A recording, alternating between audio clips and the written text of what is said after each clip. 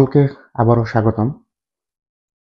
আজকের ভিডিওতে আমি কথা বলবো স্টাডি ভিসায় আমরা যখন ইউরোপে আসি আমাদের অনেকেরই পছন্দের লিস্টের অন্যতম দেশ জার্মানি নিয়ে।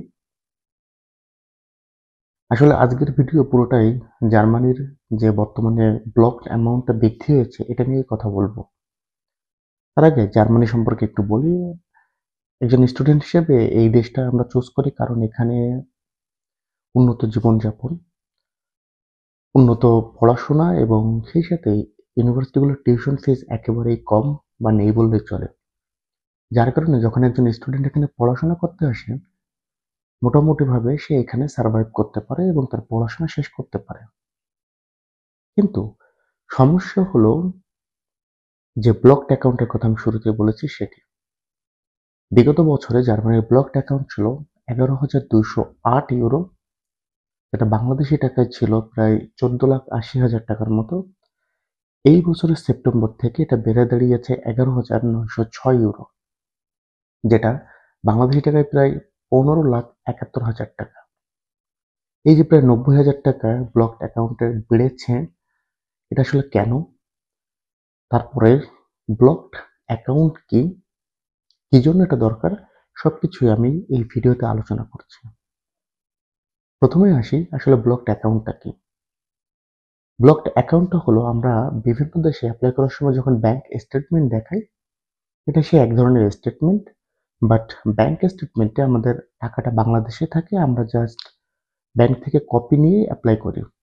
ব্লকের ক্ষেত্রে সম্পূর্ণ টাকাটাই আমাকে পাঠিয়ে দিতে হয়।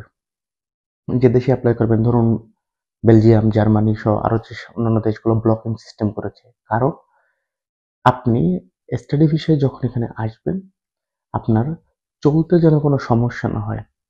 ব্লকড মানে এক কথায় হচ্ছে আপনার লিভিং এক্সপেন্স।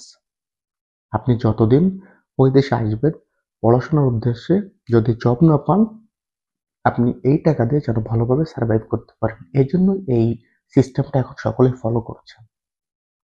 তো জার্মানির ক্ষেত্রে এটা আসলে খুব বড় একটা সমস্যা না, কারণ যদি আমরা বেলজিয়ামের সাথে কম্পেয়ার করি, আমি যখন আসি তখন আমার ব্লক ছিল 9,600। এই বছর এটা বেড়ে দাঁড়িয়েছে 10,200। আসলে ইউরোপের অধিকাংশ দেশেই জীবনযাত্রার ব্যয় বেড়েছে, আর এই ব্যয় বাড়ার কারণে এটাকে ব্যালেন্স করার জন্য প্রত্যেক দেশেই যারা ব্লকিং সিস্টেম করেছে তারা টাকা বাড়িয়েছে। সমস্যা হচ্ছে একই সাথে ব্লকের টাকা বেড়েছে এবং সেই সাথে আপনার ইউরোর দামটাও বেড়েছে, যার কারণে একজন স্টুডেন্টের কাছে এটা একটা বার্ডেন হয়ে গিয়েছে। বিশেষ করে আমরা যারা বাংলাদেশ থেকে আসবো বা উন্নয়নশীল দেশগুলো।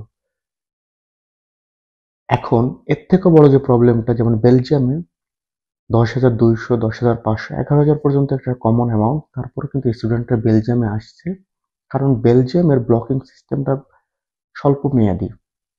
হয়তো আপনি সেপ্টেম্বর সেশনে অ্যাপ্লাই করলে জুন বা জুলাইতে আপনি ব্লক করলেই 3 মাসের মধ্যে, অথবা আপনি যখন আসবেন অক্টোবরের দিকে আপনি ব্লকের টাকা ব্যাক পাবেন।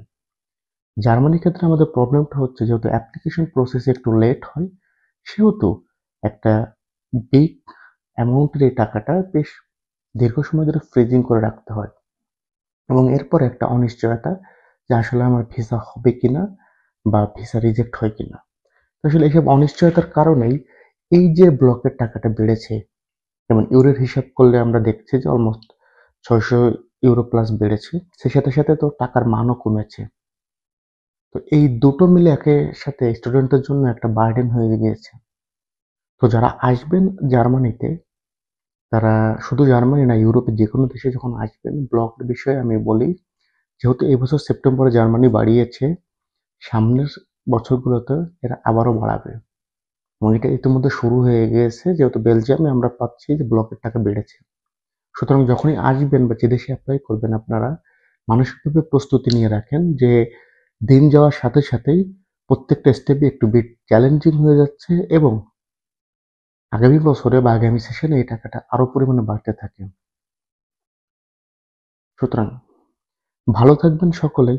দেখা হবে পরবর্তীতে অন্য কোনো ভিডিও নিয়ে।